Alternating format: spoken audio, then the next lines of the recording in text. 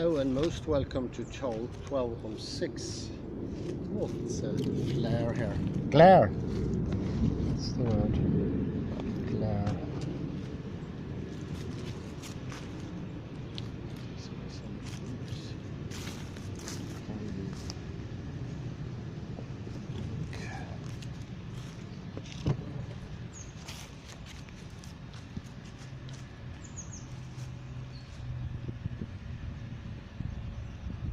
So we ended at the 6th chapter, earlier and often it's called.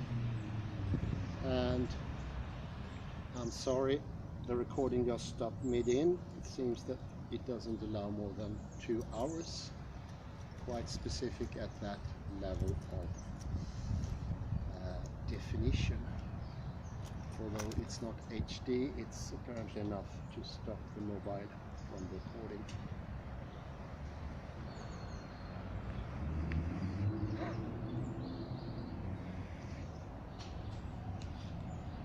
So we're talking about the counterfactual statements and the refrigerator. The birthday present is not on top of the refrigerator.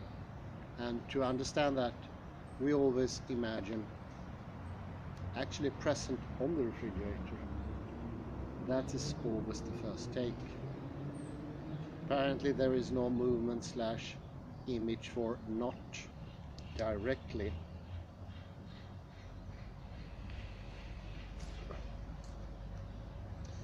But if it's correct that the factual simulation does this work, what good is the counterfactual simulation? First, could be part of the process that allows you to determine what the factual situation actually is in the first place. By phasing out and suppressing your simulation of the counterfactual scene.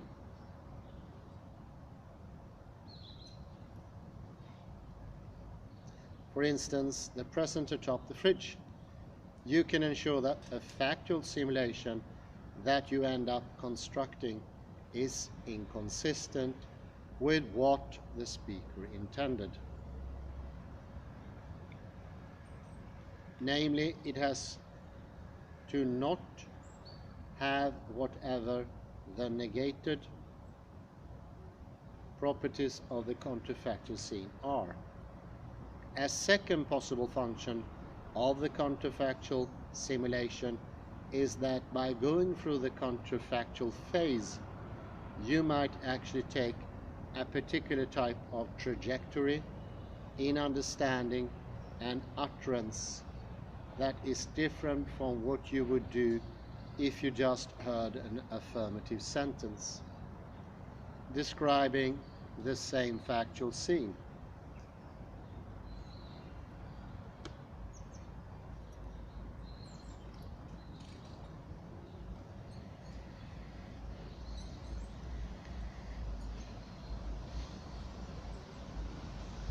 Compare the umbrella isn't open with the umbrella is closed.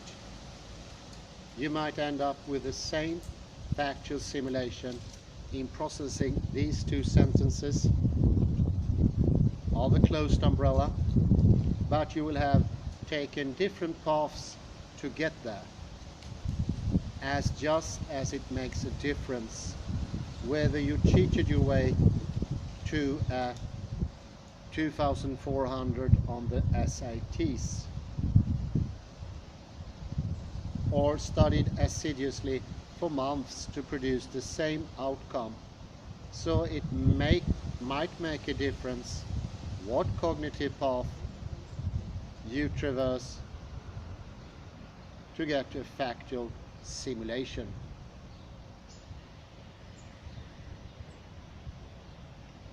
The experience you have of simulating and then rejecting a counterfactual simulation might be part of what it is to feel like you understand a negated sentence.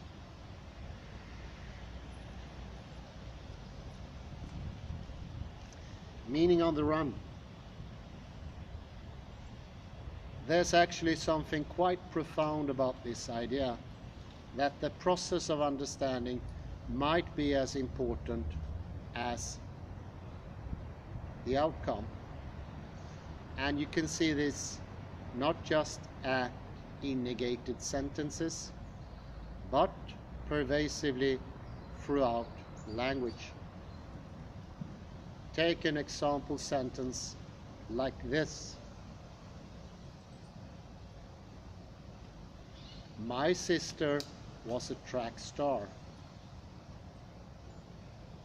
You can say it in different ways, with different intonation, to make different points.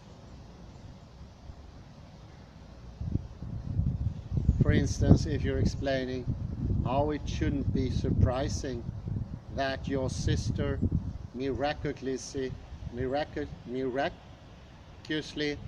just went out and ran a marathon right after giving birth to her second child, you might put emphasis on track star, so the sentence sounds like this. My sister was a track star.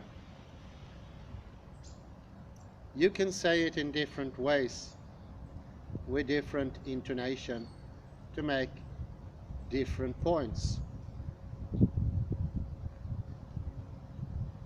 But you can say the sentence in other way. Suppose your sister was indeed a track star in the past, but has since taken to sitting on the couch watching daytime television while eating bonbons.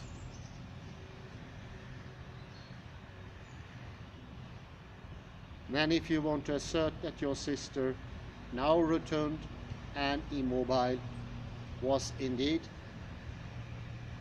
at one point a successful athlete, then you might say, my sister was a track star.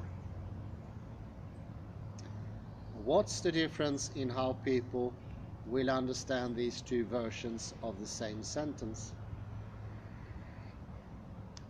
One idea is that when you emphasize was, it tells the listener that what the sentence describes used to be true, but isn't anymore.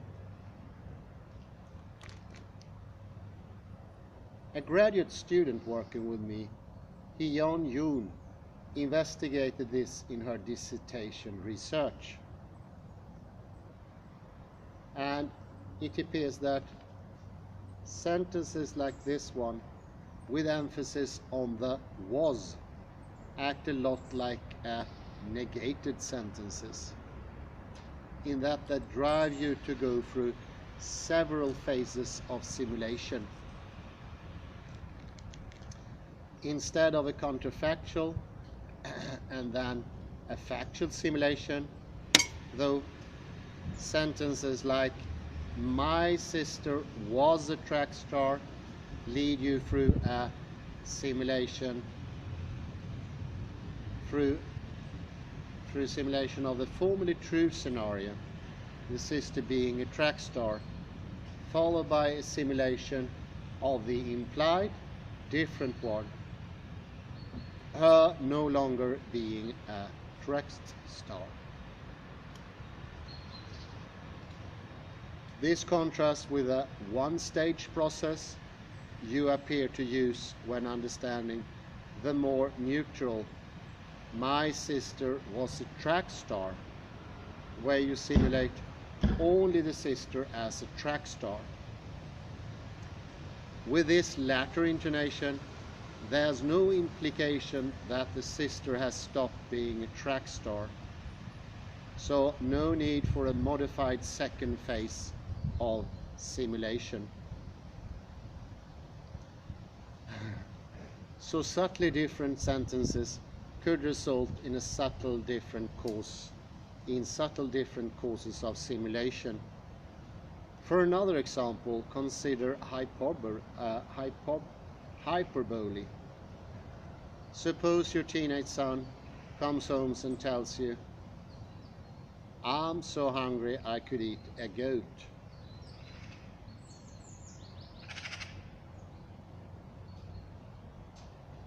He probably doesn't even mean that he wants you to prepare him a meal made of an entire adult goat, or even a meal of equivalent caloric value. No, he just wants you to infer that he's very hungry.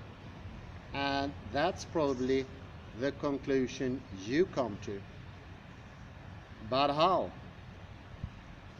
Well, again, it could be that you pass through a phase in which you do simulate the described but unrealistic scene of your son going to town on a goat carcass, after which point you come to the more sensible conclusion that your son is hungry, and you then perform an appropriately better mannered simulation. And it's not just hyperbole. Many other sorts of figurative language offer themselves as excellent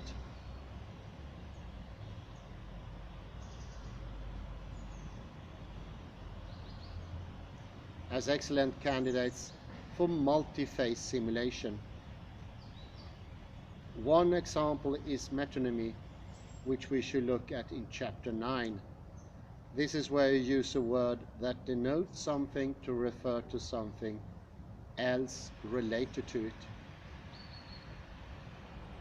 For instance, you might refer to a job candidate as a red hat because he was wearing a red hat at the interview. What are the chances? When you use metonymy like this, you are probably leading people through a process of simulation that first evokes a simulation of the red hat, followed by the rest of the person underneath it.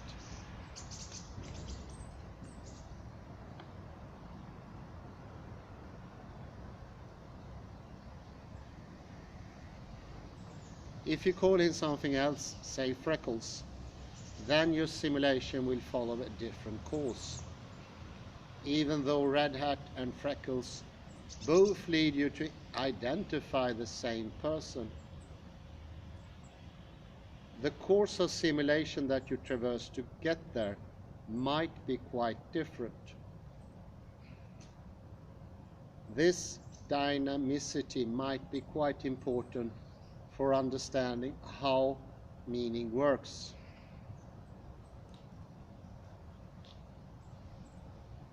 As we've seen in this chapter, understanding is dynamic in at least two ways.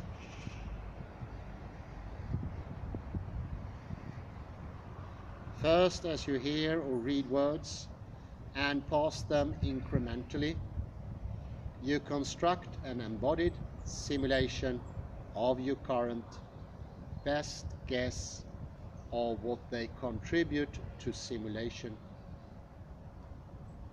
And second, some language makes you go through a series of steps during simulation. But all of this is quite different from how we typically think of meaning. Usually, when we want to know about meaning, we ask things like, what does X mean? And expect the answer to be a description of a thing, or an event, or an idea, as if there were a description that could capture what a word or phrase or utterance means.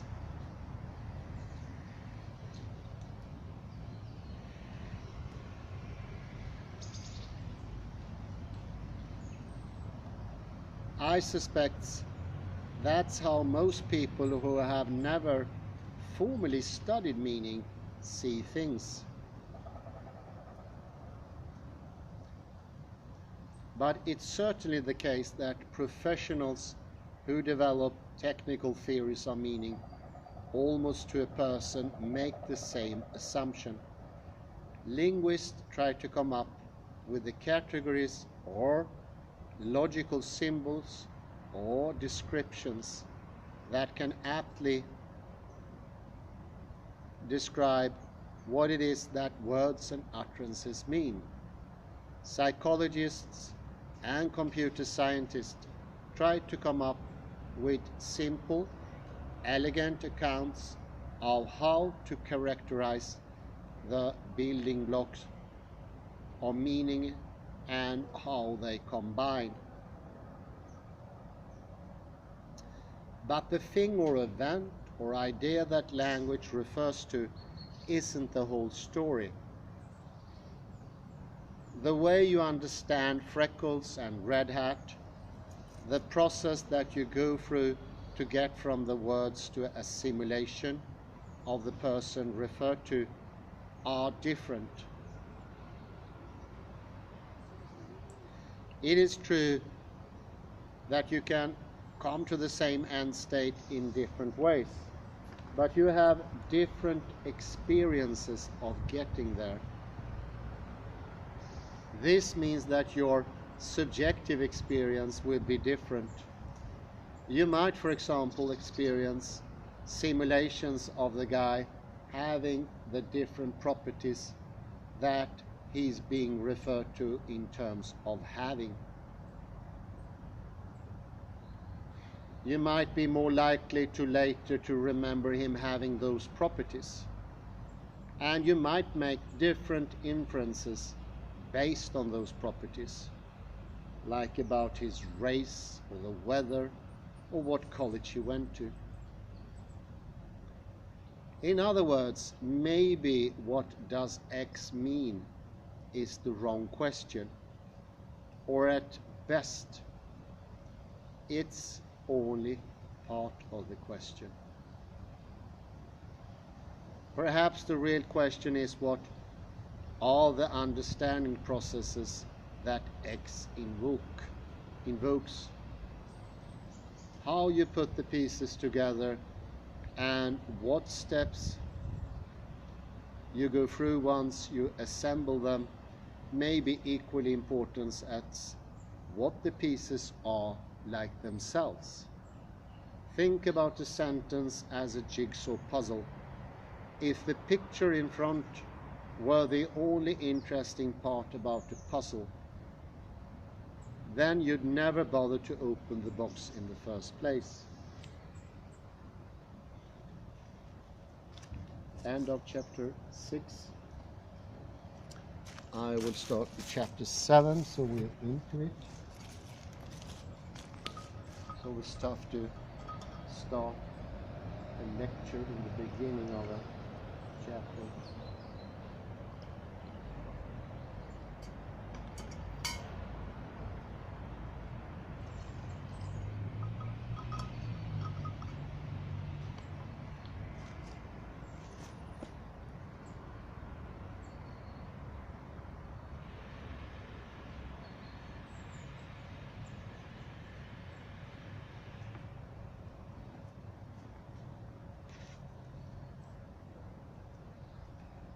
Chapter 7.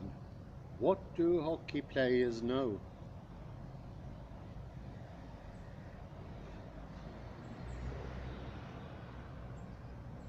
Thus far we emphasize the features of embodied simulation that people have in common. But the truth is far more nuanced. People don't all simulate the same things, or simulate them in the same way.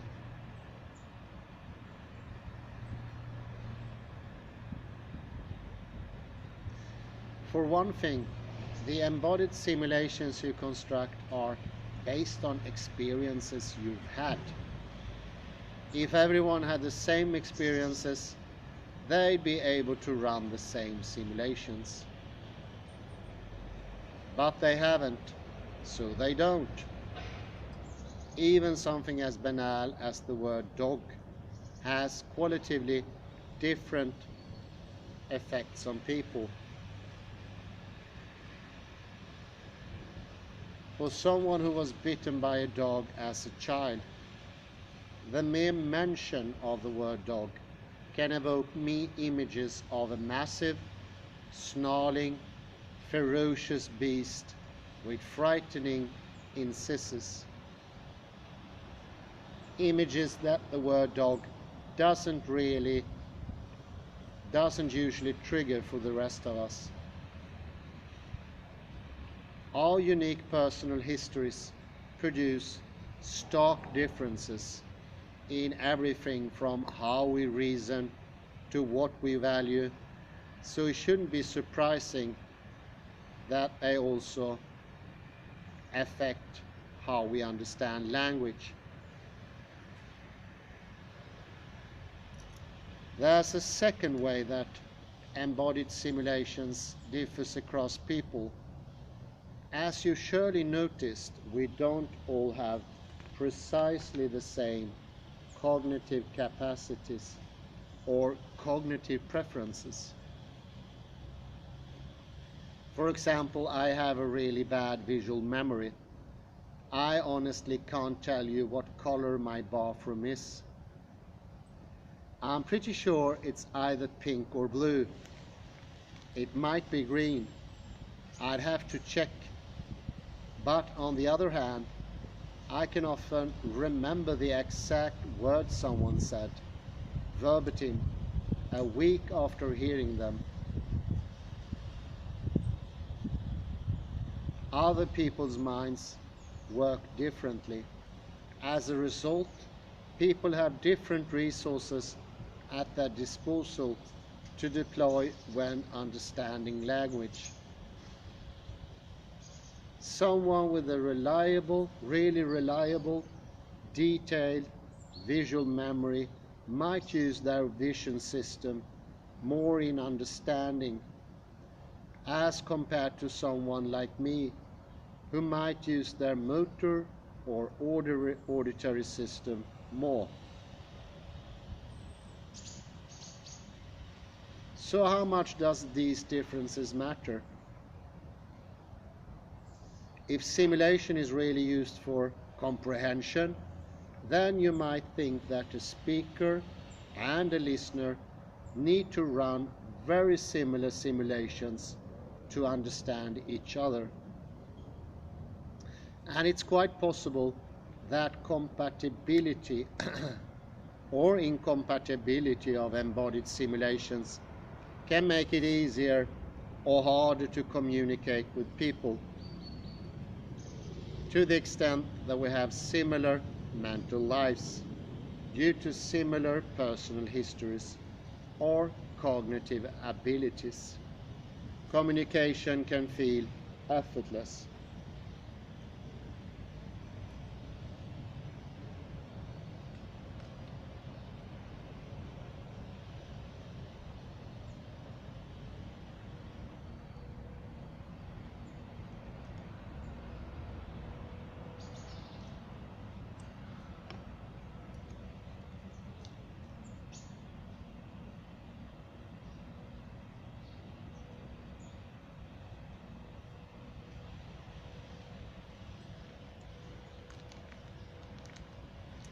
When our mental lives differ, communication can grind to a standstill, but at the same time, people are still often able to make themselves understood, even when simulating differently from the people they're communicating with. Experience matters. Like everyone else, you're an expert in something. It might be knitting, theoretical astrophysics, car repair, or National League Baseball. But there's something you know more about than the average bear. And this expertise is the product of experience. Lots of experience. And as an expert, you know things that the rest of us do not. So the question is, do you understand language about the particular domain you're an expert in differently from novices? For instance, an expert handyman might easily and quickly conjure up a precise and accurate mental representation of a crescent wrench, while someone less experienced might confuse it monkey wrench with a monkey wrench and not be too sure whether or not it has moving parts. So communication between an expert and a novice could quickly break down. Consider the following interaction between Serge, who is a thoracic surgeon, and Pete, who was just making a pizza delivery to the hospital, but had to put on scrubs and assist Serge in a lung transplant operation because all of the other surgical staff is on a field trip to the local water park. This scene, to my best of my knowledge, is fictitious. Serge, okay, now clamp it. Pete, are you telling me to shut up? Serge, no, just hand me the clamp. I don't see a clamp here. It looks like a pair of scissors. Oh, I got it. Thanks.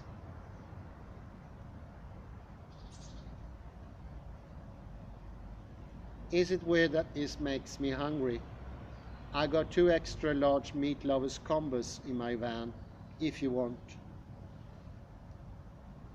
Simply knowing about something can lead you to use words that others who are less expert than you just can't understand, or at least don't understand in the same way that you do. But that's just our intuition. Compelling though the tale of Serge, the surgeon, and Pete, the pizza delivery guy, might be, it doesn't tell us objectively and empirically how differences in experience affect comprehension.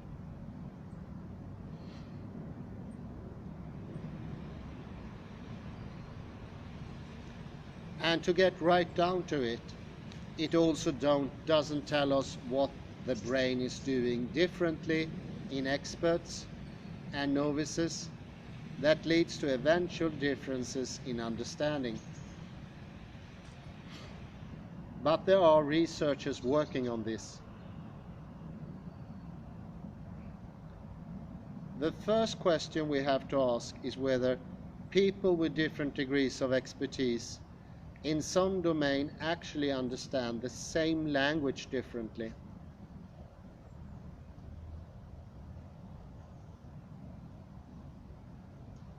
In terms of embodied simulation, there's a pretty obvious possibility. Experts should be able to mentally simulate details that novices can't even imagine. What's more, experts might access these details quickly and automatically.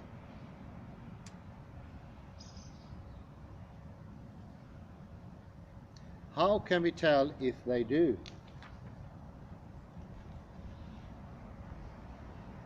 One study asked this question for experts and novices in the domain of sports, and not just any sport, hockey. The research team used the sentence image matching methodology we've seen at several points, in which people read sentences and then have to decide whether the image depicts the sentence or not. And the image can either match some fine details implied in the sentence or not, The key thing that this new study did was to include both sentences about objects that everyone would have experience with, like nails or eggs, and sentences about objects that only hockey experts would be familiar with. For instance, the researchers included sentences about hockey equipment and pictures of the equipment in the contextually appropriate configuration.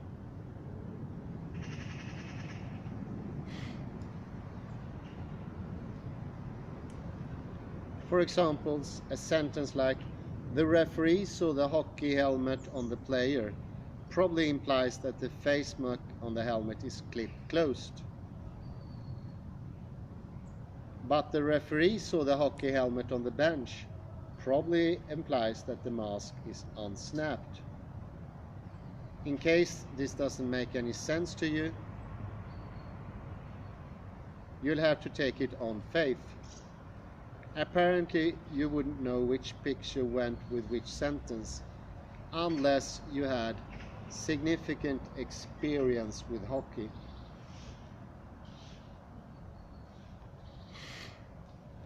The researchers conducted this experiment with two groups of people. The first were members of the general population with no particular expertise with hockey.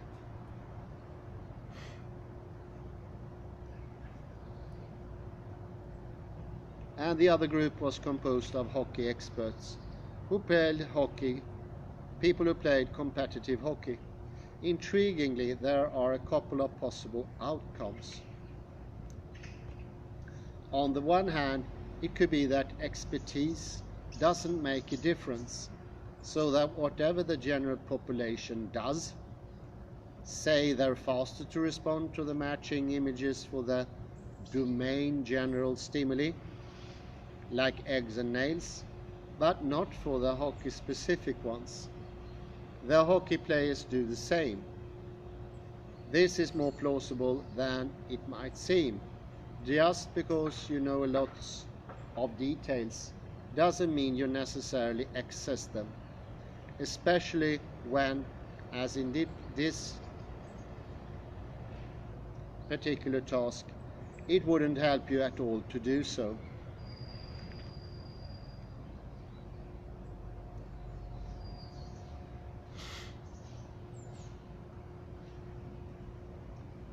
But on the other hand, it could be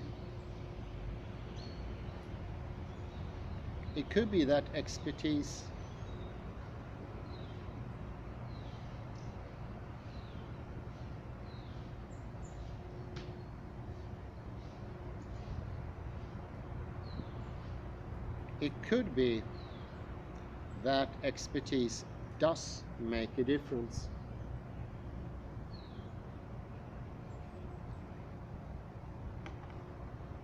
Perhaps hockey experts automatically activate the appropriate configurations of hockey objects,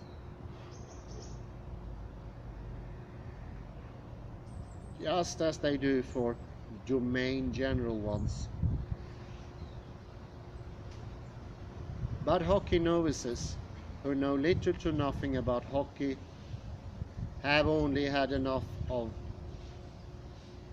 the requisite experience with the domain general sentences and pictures to be able to simulate their details, where they show a match advantage, but they show no effect for the hockey sentences. This second possibility is in fact what the results showed. Everyone was faster to respond affirmatively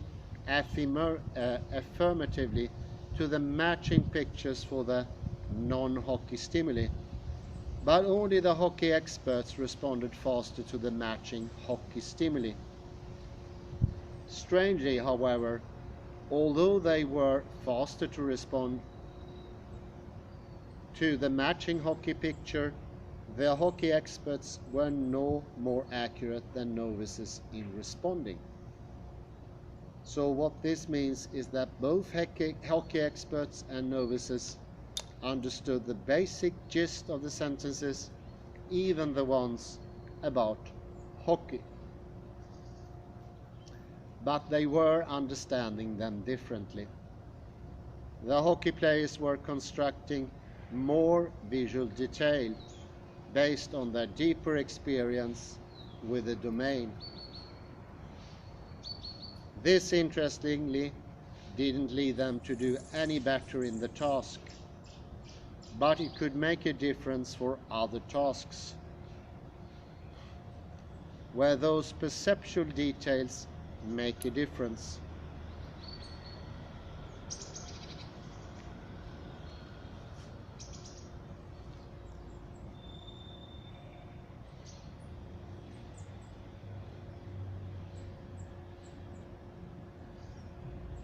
And just in the case you thought that this expertise effect is specific to hockey, maybe there is a special neurological condition induced by habitual Zamboni exposure.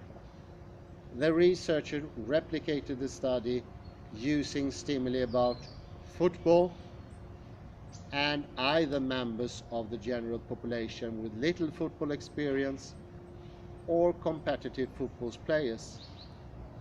And sure enough, they got the same effect. Expertise affects the detail with which people understand language.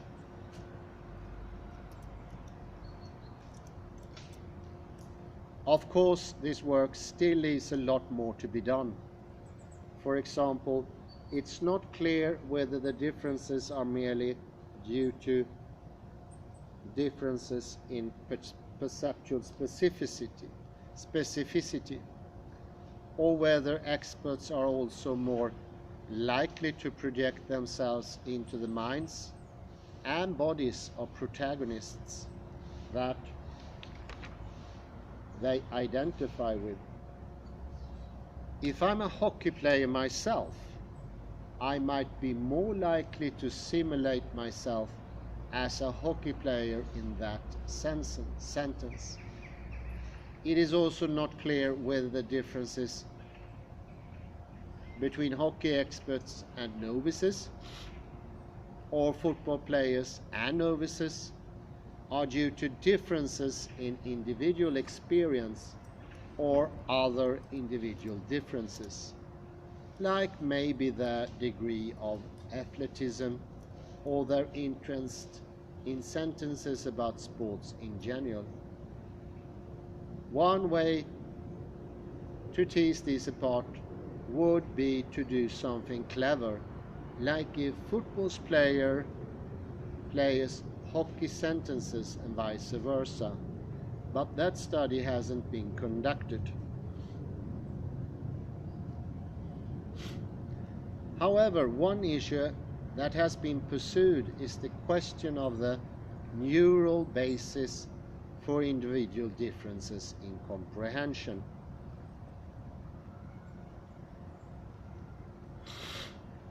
What's going on in hockey players' brains while they're understanding language about hockey?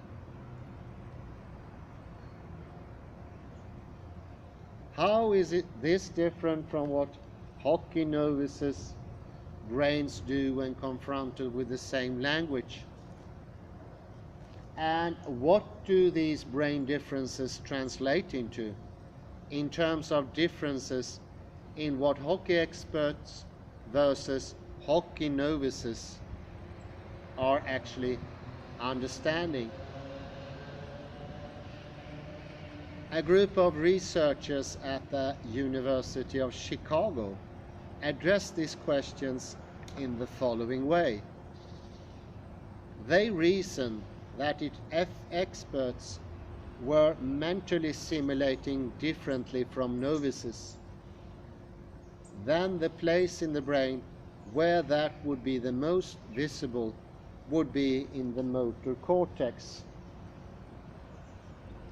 We know that people generally use their motor systems to construct simulations of what it would be like to perform described actions.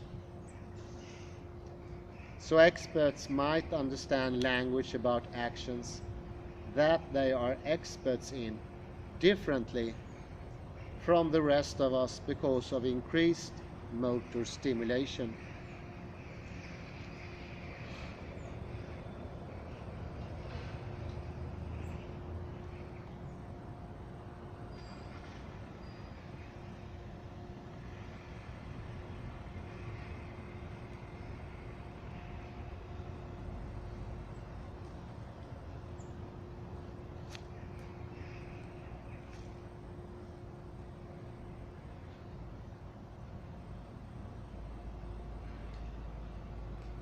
Maybe, as a hockey player, you're more likely to simulate hockey actions than we hockey novices are.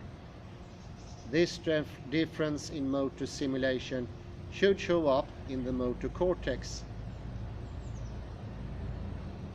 in the form of greater activation for hockey experts to language about hockey actions than for hockey novices. So the researchers presented people with sentences about hockey actions like, the hockey player finished the shot, and non-hockey actions like, the individual pushed the cart.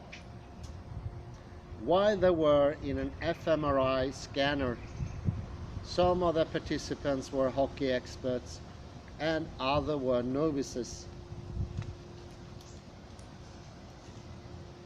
So did the hockey sentences induce different patterns of brain activations in the hockey experts than in novices? People with more experience, the hockey players, displayed more activation in the left premotor cortex. As you might recall, the left cerebral hemisphere controls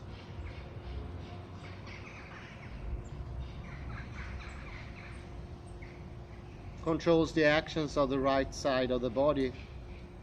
And as we saw earlier, the premotor cortex is responsible for complex, well-learned actions and is often active during motor simulation.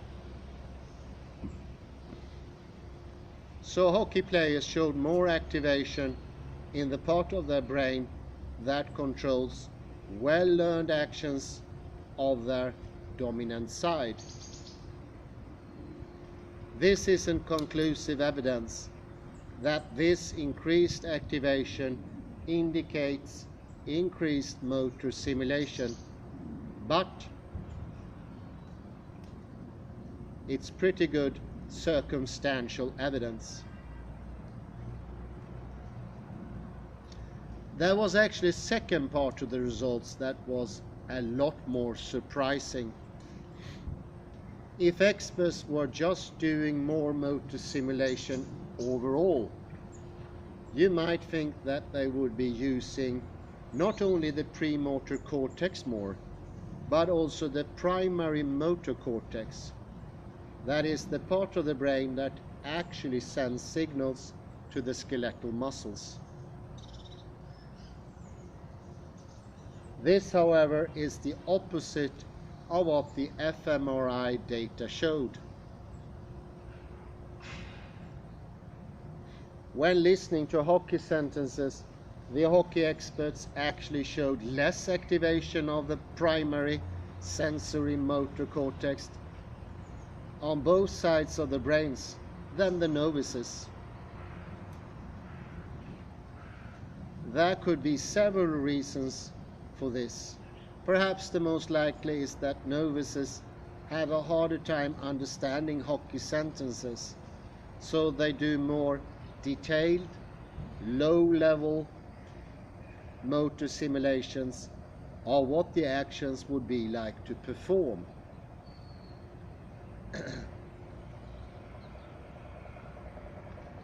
Whereas experts who already have lots of experience with those scenarios only activate the higher level motor routines they have they've encoded in premotor cortex.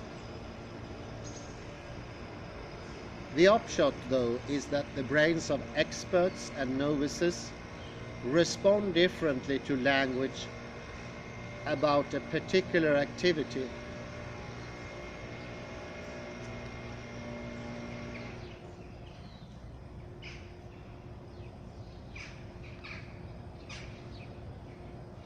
Experts activate brain areas responsible for controlling well-learned actions more, while novices activate primary sensory and motor areas more. But do these differences in brain activity actually mean anything for the differences in comprehension that hockey players and hockey novices display? In other words, do the differences in the activation of premotor and primary motor areas actually explain the fact that hockey players activate detailed embodied simulations of hockey scenes, while hockey novices do not?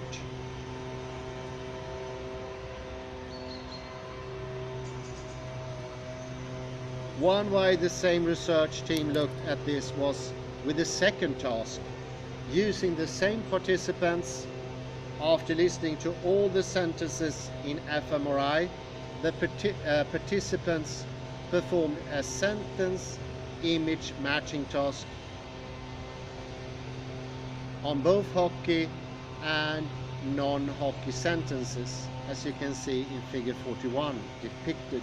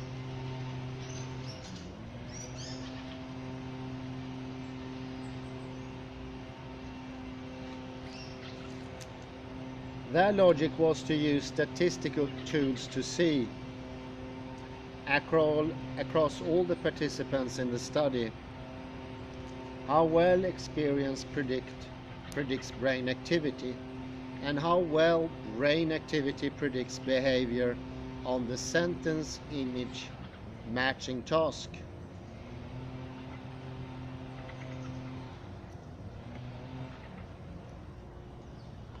So they look to see how well hockey experience predicts activation of motor brain areas, which is pretty well.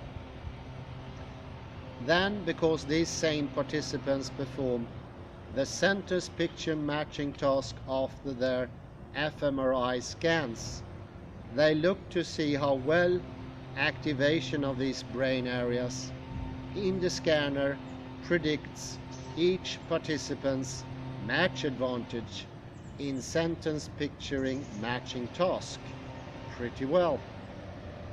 Then they look to see whether, taking these factors into account, hockey experience carries any additional predictive value on match advantage over brain activation. It doesn't.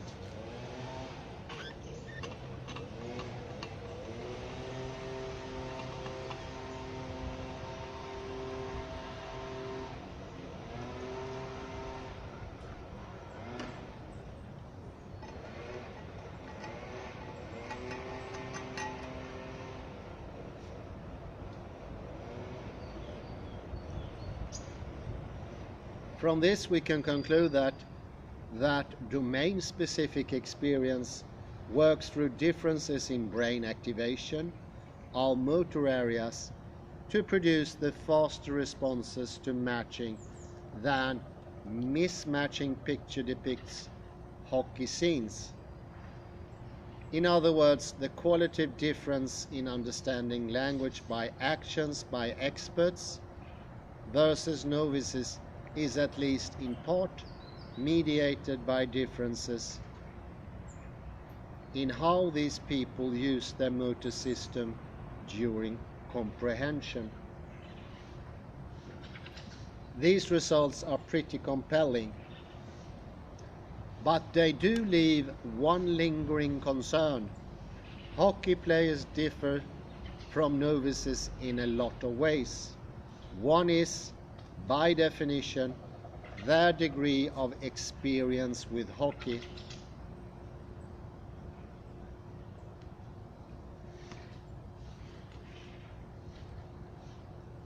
But it's also possible that they differ in other ways. For instance, their degree of athleticism, interest in sports in general, aggressiveness, or how many of their original teeth they still have. Some of these traits might be more relevant to language understanding than others. But the larger point is that because hockey players and hockey novices in the study described here are drawn from different populations, there is no way to ensure that it is their hockey experience itself and not other factors that's responsible for the difference in their behavior and brain activity.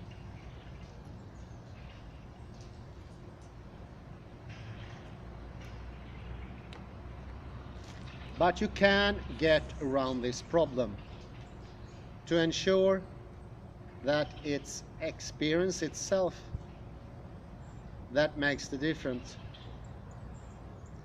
You need to take people from a single population, say undergraduate psychology students, and then put them randomly in two groups.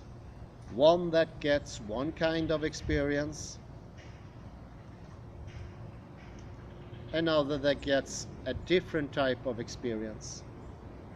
If these two types of populations understand language differently, then you can be pretty certain that's experience and not other individual differences that's responsible.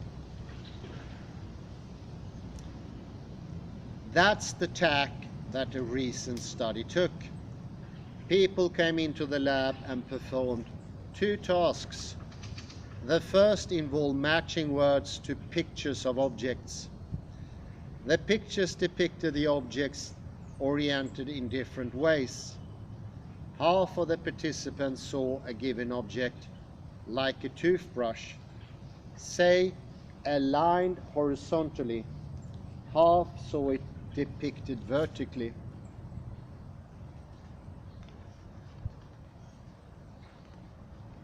This was the experience manipulation. Then they performed an irrelevant task to distract them. It was a mental rotation task, like the one we saw in chapter 3.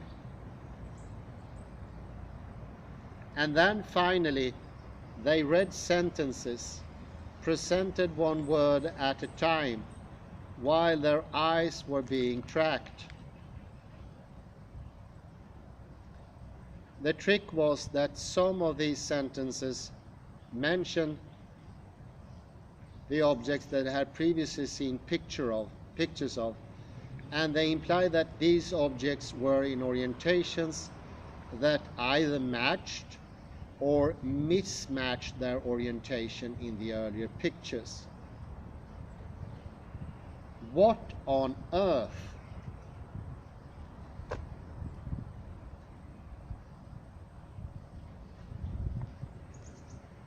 This is scary. For instance, Aunt Karin finally found the toothbrush in the sink might imply a horizontal orientation, But old Karin finally found the toothbrush in the cup implies a vertical orientation. I've been thinking about old Karin lately. I wonder whether she's alive.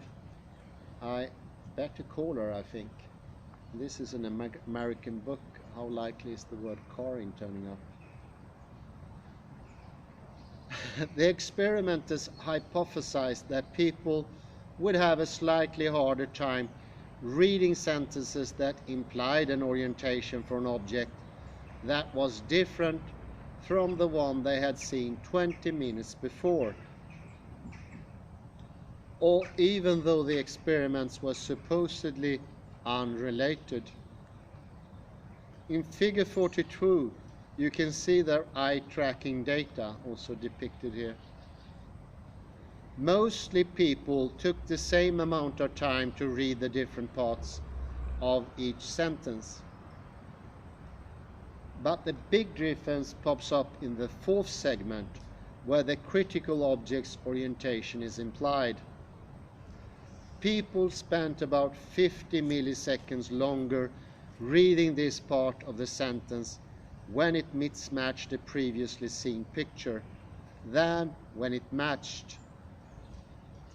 Longer reading times like this indicate that people were having greater difficulty with the segment in question. So this result seems to indicate that experience matters to comprehension. Even seeing an image of an object just once has an effect on how you understand subsequent language. Probably during the sentence reading task, people were reactivating visual representations of the objects they had previously seen, and when these conflicted with the perceptual characteristics, namely the operation of the object they were now reading about, it took them longer to integrate the new information they were reading about in their ongoing representation of what the sentence was about. Although the exposure that people in this training experiment got was much more limited than the kind of experience that people have in developing hockey expertise, still it had an effect on comprehension. So even this limited degree of experience can affect embodied simulation processes in understanding across individuals. It's certainly reasonable to believe that extensive training over the course of a lifetime, say in hockey for instance, can pack even more of a punch. The role of experience in shaping simulation and comprehension is an important discovery. We're all experts in certain things, but not others. And as a result, our embodied simulations across these different domains are of variable specificity, detail, and accuracy. Precisely which domains are which differ from person to person, which makes communication something of a minefield. From even a broader perspective, expertise is just one way in which the unique experiences we have to contribute to the shape of our cognitive systems and the way we understand language. It wouldn't be surprising if differences in the experience we'd had, other than expertise, individual but formative moments like being bitten by a dog once as a child, for example, had just as big an impact on meanings our minds make.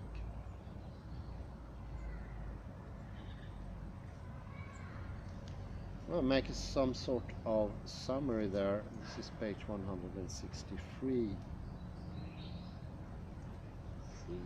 put a dot here.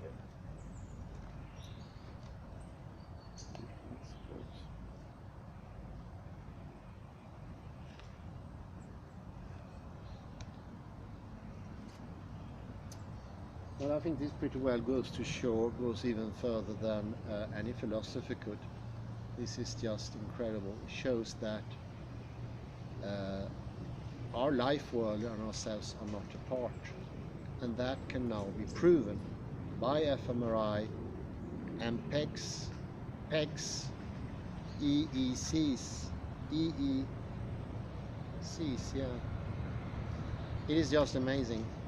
And all this intention that I was exposed to, the idea of intention extension, all of linguistics fails away. And all of a sudden we are like the Klein bottle, we are immersed in the world. We cannot think things we cannot do. And the movement is what makes the word. Without no movement there is no understanding.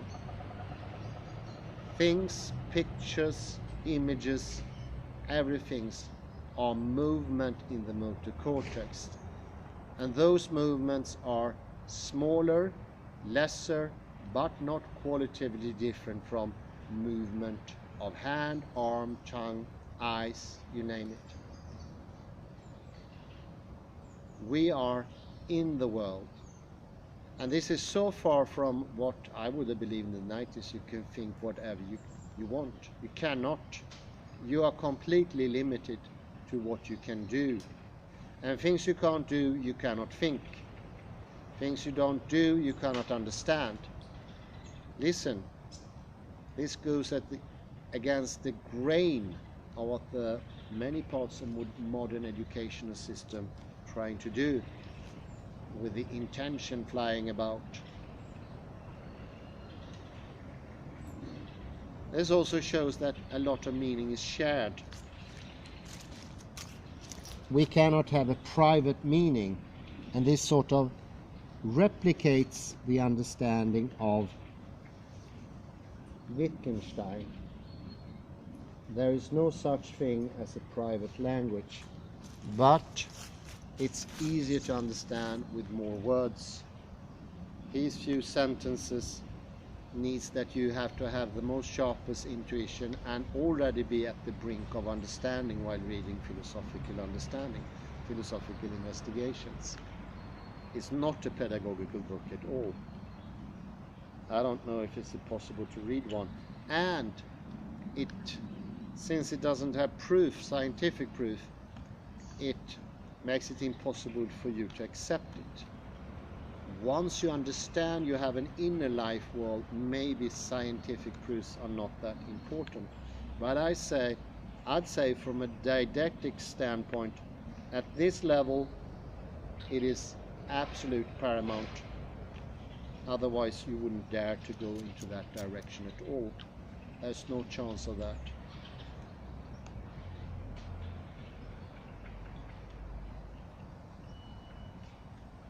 And it also shows that far from the fact that we can invent our own meanings of words, we are determined by what the society thinks. If, for instance, I have a church behind me, they proclaim that they can have their version of God, except for what is communal in the society, thereby claiming private language. You cannot, if you don't move in that way, you don't have that meaning. It needs to start with a movement.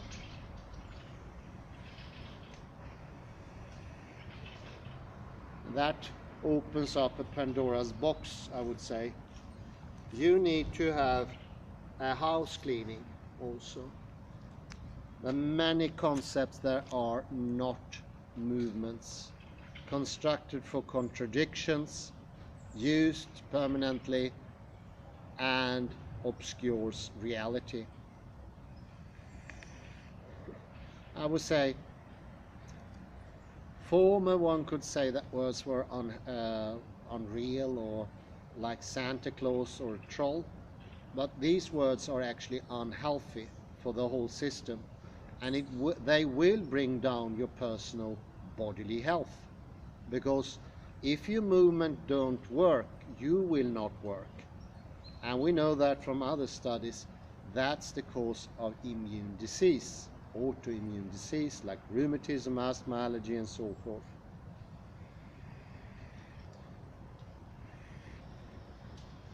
We risk our own health by not being in this understanding. The book is just tremendous. Could be the most important piece of written literature in neurology I've seen so far. Of course, George Buzzacki, David Braddell, Lisa Friedman Barrett, and all those are indispensable for the journey. But now we got so far, the understanding of this book doesn't face any obstacles. There is no stopping the understanding. Otherwise, I think it would be very hard to take the understanding in the book as far as he does. Even though it's scientifically proven, we stop somewhere. We need to have firmly established, we needed Lisa Friedman Barrett, we needed Georgie Buzak, we needed David Bradley, we needed Anthony Shamira, we definitely needed James J. Gibson. Otherwise, without doing that motorically, changing how we move, thereby making an understanding of this book possible, which cannot be possible without a change in the motor system. And it has to be in the body.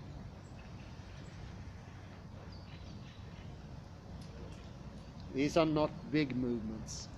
They are probably not visible other than in fMRI, but they are still movements. The motor cortex is all about movement. A picture is a movement. And it also shows the Klein bottle how we are interconnected. Not just like a bottle showing to you topology. Now we got it from science of cognition, biology, neurology. It's a proven fact. We are connected. We don't think out of the blue. We do the thinking. And if we're not ice hockey players, we cannot think about ice hockey terms. And therefore we can't use terms like context, discourse, because they were never created in an environment where people did things. They are parasitic words, and they obscure understanding. And by using them, you block your ability to understand what's told in the book. And I'd say that could be the reason why we have no choice, since we are in the left hemisphere, most of us, to get out of that, because these blocking words effectively put the foot down and makes it absolutely impossible to come to any other understanding. It needs to be making sense in the system, and that cannot be given easily. Convince yourself is a whole other area. You can convince yourself with whatever you want, but that it is actually present in this complex system, which is more complex than the universe, is a whole other ballpark. It's not given for free. You need to re-educate you. It's not enough to learn ice hockey just learning the terms. This neurology, science of cognition, Wittgenstein, could be a million times more complicated. And it doesn't give just by reading philosophical investigations. Just was one part of the whole project. All those other things needs to be established, bodily, embodied, and need to be specific, exact. That's why iteration is of must. No understanding, as he shows, can come directly. All direct understanding are by default non-understandings. Direct salvation, which is not given of this church, is an impossibility. It needs to be learned. It will take years. and you need to be fostered in it. If you grow up in an environment where those motoric things are not present, you will never, ever reach it. But it's also very hopeful that you can train everything. By changing your movement, doing things with your body, I will get into handwriting, you can do marvels. And I think you can actually achieve the capacity to understand whatever you want to understand within certain reasonable limits, but you can expand your understanding. We know today that academic understanding maybe is the most narrow area because of this stuckedness in the idea that intention flies about. They don't train words, and thereby they don't understand them, and thereby they are using empty concept for blocking concept. Now we can expand that. I think we can go back to the Renaissance, and then we can go further, build more knowledge, having knowledge on certain levels. But it's obvious now that we can go to the Renaissance. That expansion can be made, and that is shown also in the fMRI. We'll get back to that later. We know now the closing of the Western mind can be reversed. It's like this now. It's narrow like the head of a pin needle. It's as narrow as it gets because of this stuckedness that has to do with our previous history. It is not an ideology, it's a way we've been moving. Now we can change that moving system, and that needs to be done with an understanding that is in words, in written text, in lectures, and also in movement. I don't see any limit to this. This is the key that will open up the lock, and it's not Pandora's box that opens up. It's an infinity of knowledge that makes itself possible by understanding the rules of knowledge and what it requires of you to have.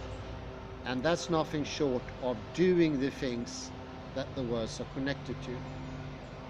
Might seem hard, but remember, you didn't have the words before. And I don't pretend to be an ice hockey player or know anything about that. So humility is a good start, but then you can venture into understanding things really, not just pretending, being a yes-sayer or imitating the words. And I bet you, as my own phonetic professor, could show that people didn't have the terms when they pronounced it. Not enough iteration showed that used words, often very academic, intellectual, and they didn't know the meaning. It was so obvious in the fractality from the oscilloscope in those times, and also from an EEC. Well, it's nothing short of amazing. And I thank you very much for your patience in listening to this rather tedious, and I wish you a very pleasant afternoon. Bye bye for now.